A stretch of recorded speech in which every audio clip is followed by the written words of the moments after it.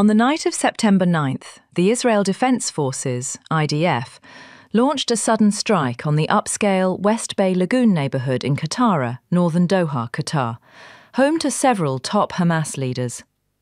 According to Reuters, citing Israeli media, the operation involved 15 Israeli fighter jets and focused on a single target in just a very short time. The IDF and Israel's Shin Bet security agency later stated that Israel carried out a precise strike targeting top Hamas leaders, including Khalil al-Hayya, Hamas's chief negotiator, and Zaher Jabarin, the West Bank exiled leader.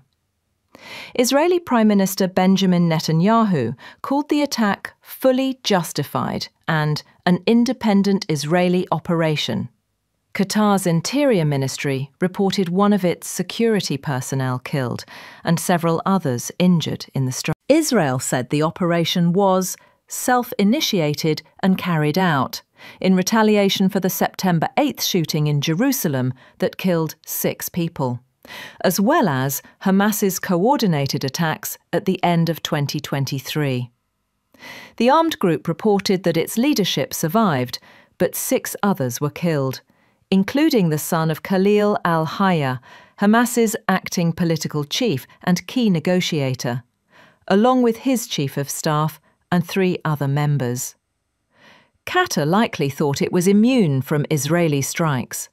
This small Gulf nation, a key US ally, had just 4 months ago hosted President Donald Trump with a red carpet, signed multi-billion-dollar deals, and even gifted him a controversial presidential jet. Observers say Israel's latest move marks a serious escalation, hitting a US ally in the Middle East and risking derailing Gaza peace talks.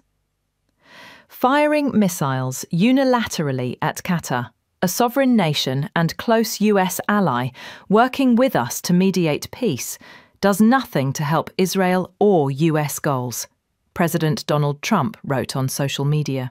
Israel is sending a message that Palestinians are never safe, even in the capital of a US-friendly country and key mediator between Israelis and Palestinians, said Mali.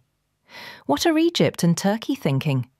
Would their officials want to meet Hamas leaders who could be potential Israeli targets? Across the Middle East, reactions to the attack were fierce. Qatar called Israel's strike barbaric, accusing Netanyahu's government of undermining all efforts to build peace. Acting as a mediator to end the Gaza war, Qatar's Prime Minister Sheikh Mohammed bin Abdulrahman Al Thani met Hamas chief negotiator Khalil al-Hayya on September 8th to push for a US-led ceasefire and prisoner exchange. Hamas's response was expected at a follow-up meeting on September 9th, but just hours before, Israeli fighter jets struck a residential building in Doha, killing 5 Hamas members and 1 Qatari security officer. Shock and a sense of betrayal swept Qatar's capital. The Prime Minister's words were unusually strong and angry, unlike his usual calm approach over nearly 2.5 years of pursuing Gaza peace. In a press conference after the attack, he accused Israeli Prime Minister Benjamin Netanyahu of state terrorism and sabotaging peace efforts. He reaffirmed that mediation is part of Qatar's identity and nothing can stop them. However, after Israel's strike, the negotiation space is nearly gone. Qatar has done everything possible to stop the war in Gaza, but with the current talks, I don't think anything of value remains after today's attack, the Prime Minister declared. Qatar and Egypt have long played the role of mediators between Israel and Hamas. Oman has acted as a mediator between Iran and the US, achieving notable success by connecting Washington with the Houthi forces. The United Arab Emirates has facilitated prisoner exchanges between Russia and Ukraine. Saudi Arabia is also positioning itself as a venue for peace talks in multiple conflicts.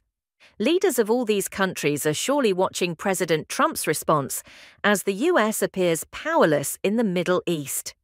Long-standing regional suspicions that Israel intends to sabotage peace talks have only been reinforced by this shocking recent attack